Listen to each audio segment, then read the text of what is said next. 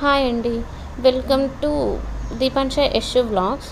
ఈరోజు మీకు రసం ఎలా పెట్టుకోవాలో చూపిస్తాను. చింతపండు లేకుండా ఒట్టి టమాటాలతోని. దానికి కావాల్సినవి ఏమేంటివి అంటే 4 టమాటాలు తీసుకోండి, 1 ఉల్లిపాయ తీసుకొని సన్నగా ముక్కలు చేసి పెట్టుకోండి.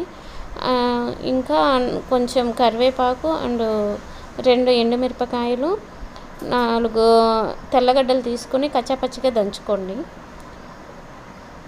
అండ్ కొంచెం కొత్తిమీర కూడా కావాలి. సో ఈలోపు టమాటాలని మిక్సీ వేసి పెట్టుకుందాము. సో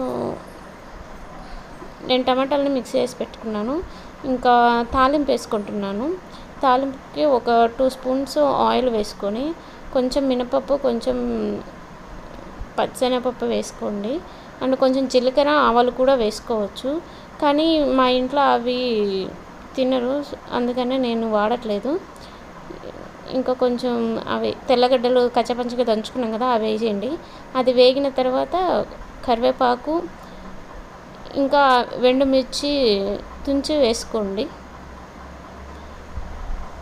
ఇప్పుడు ఆ ఎండుమిర్చి వేగిన తర్వాత మనకి ఉల్లిపాయలు కట్ చేసి పెట్టుకున్నాం కదా ఆల్రెడీ, ఆ ఉల్లిపాయ ముక్కలు వేసుకోండి.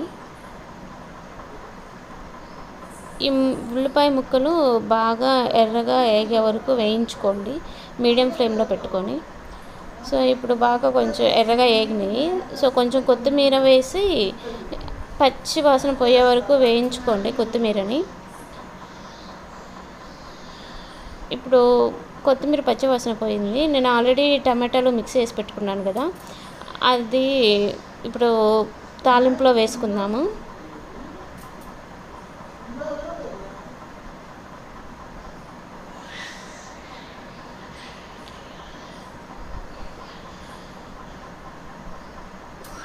తాలింపులో వేసుకున్నాక బాగా మిక్స్ అయ్యండి,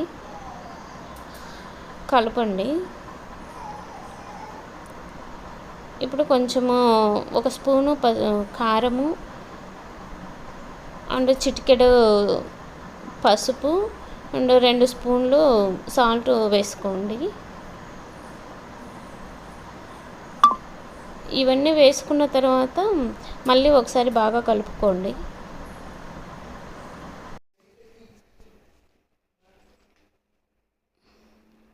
ఇప్పుడు మూత పెట్టేసి ఒక 2 to 3 minutes మగ్గనివ్వండి.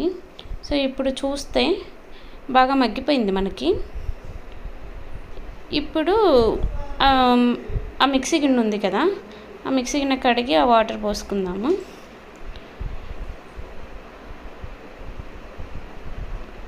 ఇప్పుడు ఆ వాటర్ పోసుకొని ఇంకొన్ని వాటర్ పడుతుంది, ఇంకొన్ని యాడ్ చేసుకుంటున్నాను.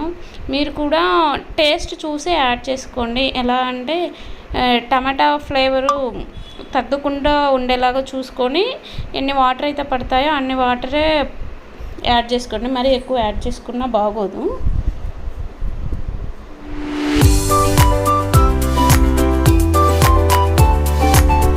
ఇప్పుడు కొంచెం కొత్తిమీర చల్లుకొని పైన ఫ్లేమ్ హైలో పెట్టుకొని ఇంకొక 2 to 3 minutes అవి చారు బాగా కాగనివ్వండి.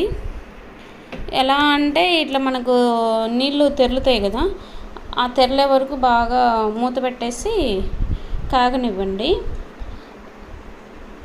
ఓ 2 to 3 minutes తర్వాత చూస్తే చూడండి మనకి తెరులుతుంది.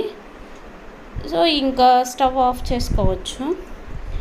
ఈ వీడియో అప్పటికప్పుడు ఏమన్నా మనం చేసుకోవాలన్నా, ఇంట్లో ఏం లేదు అనుకొని పిల్లలకి ఈరోజు ఇంట్లో చారు చేయలేదు కానీ వాళ్ళకి చారు కావాలి అనుకున్నప్పుడు మీరు ఇది ఈజీగా ట్రై చేయొచ్చు. ఇంకొకటి బ్యాచిలర్స్కి కూడా బాగా యూస్ అవుతుంది. 5 నిమిషాలలోనే మీరు వంట చేసుకొని తినేయచ్చు.